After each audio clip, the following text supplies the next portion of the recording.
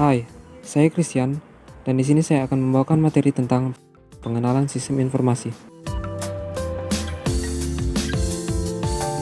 Banyak aktivitas dari manusia yang berhubungan dengan sistem informasi.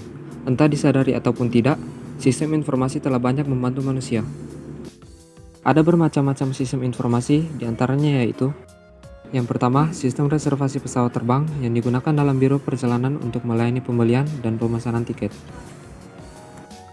Selanjutnya yaitu sistem telemetri atau pemantauan jarak jauh yang menggunakan teknologi radio. Dan yang ketiga, sistem biometrik yang dapat mencegah orang yang tak berwenang memasuki fasilitas-fasilitas rahasia atau mengakses informasi yang bersifat rahasia dengan cara menganalisa sidik jari atau retina mata. Dan saya hanya memberikan 3 contoh dari berbagai macam sistem informasi yang ada di luar sana.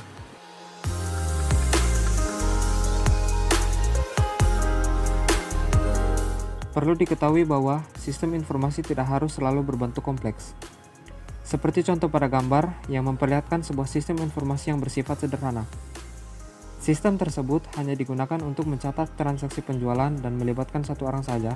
Melalui sebuah komputer, pemakai memasukkan data penjualan dan saat setelah toko ditutup, laporan harian penjualan dicetak.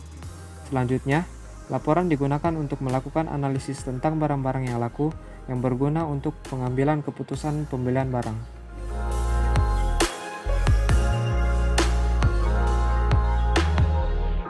Sesungguhnya yang dimaksud dengan sistem informasi tidak harus melibatkan komputer. Sistem informasi yang menggunakan komputer disebut sistem informasi berbasis komputer, Computer Based Information System atau CBIS.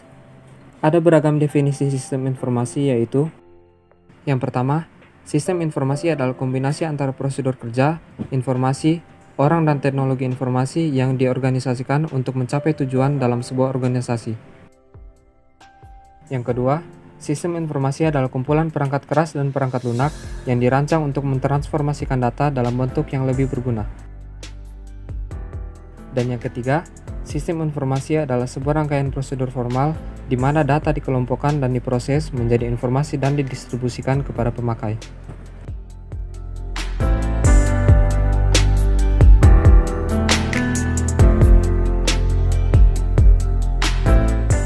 Menurut Kamus Oxford, teknologi informasi adalah studi atau penggunaan peralatan elektronika, terutama komputer, untuk menyimpan, menganalisa, dan mendistribusikan apa saja termasuk kata-kata, bilangan, dan gambar.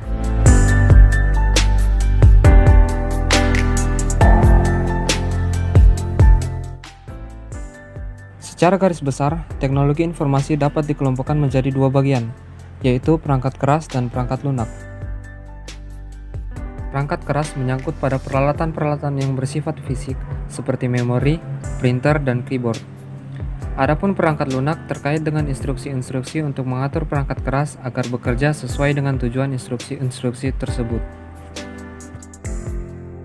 Menurut Hack, teknologi informasi dibagi menjadi 6 kelompok, yaitu: 1. Teknologi masukan, 2. Teknologi keluaran, 3. Teknologi perangkat lunak, 4. Teknologi penyimpan, 5. Teknologi telekomunikasi, dan 6. Mesin pemroses atau lebih dikenal dengan istilah CPU.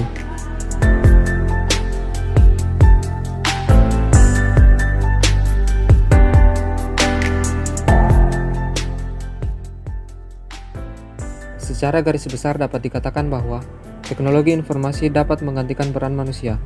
Dalam hal ini, teknologi informasi melakukan otomasi terhadap suatu tugas atau proses. Teknologi memperkuat peran manusia, yakni dengan menyajikan suatu tugas atau proses. Teknologi informasi berperan dalam restrukturisasi terhadap peran manusia. Dalam hal ini, teknologi berperan dalam melakukan perubahan-perubahan terhadap sekumpulan tugas atau proses.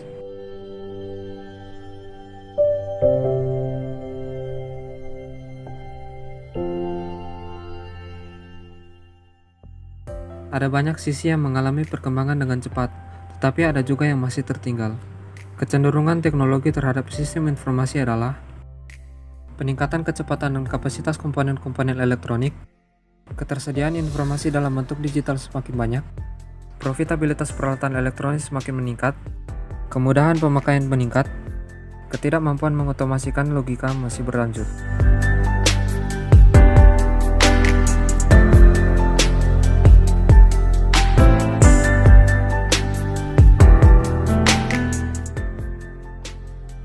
Data secara konseptual.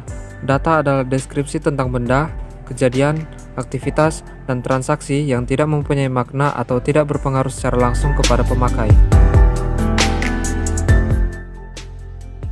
Ada beberapa definisi informasi, di antaranya informasi sebagai data yang telah diproses sedemikian sehingga meningkatkan pengetahuan yang menggunakan data tersebut. Informasi adalah data yang telah diolah menjadi sebuah bentuk yang berarti bagi penerimanya dan bermanfaat dalam pengambilan keputusan saat ini atau saat mendatang.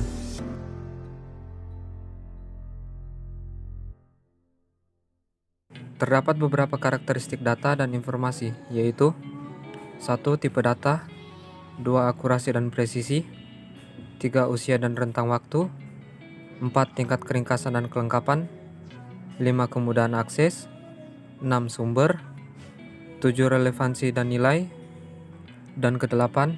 Kualitas informasi.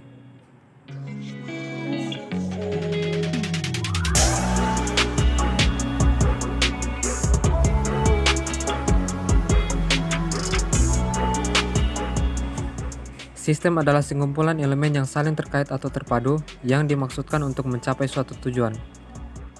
Ada beberapa elemen yang membentuk sebuah sistem, yaitu tujuan, masukan, keluaran, proses, mekanisme pengendalian, dan umpan balik.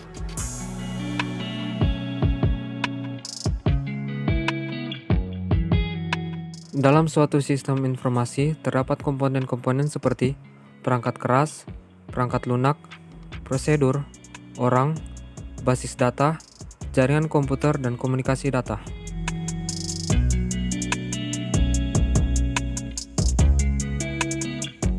Ada beberapa definisi tentang arsitektur informasi. Arsitektur informasi adalah bentuk khusus yang menggunakan teknologi informasi dalam organisasi untuk mencapai tujuan-tujuan atau fungsi-fungsi yang telah dipilih.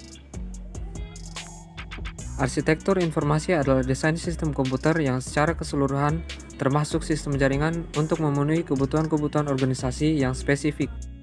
Dan berikut merupakan penjelasan dari macam-macam arsitektur informasi.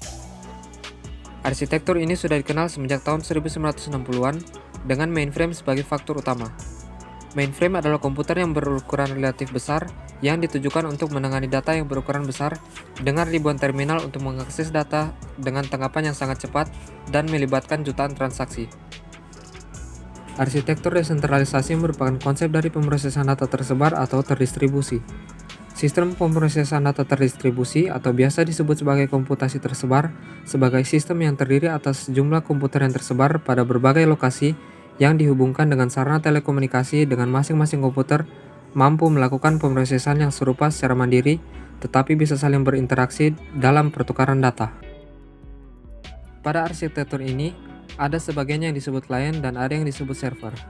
Server adalah sistem atau proses yang menyediakan data atau layanan yang diminta oleh klien. Secara fisik, sebuah server dapat berupa komputer, misalnya mainframe, mini komputer, workstation, ataupun PC, atau piranti lain misalnya printer. Klien mempunyai kemampuan untuk melakukan proses sendiri. Ketika sebuah klien meminta suatu data ke server, server akan segera menangkapinya dengan memberikan data yang diminta klien bersangkutan. Setelah diterima, klien segera melakukan pemrosesan.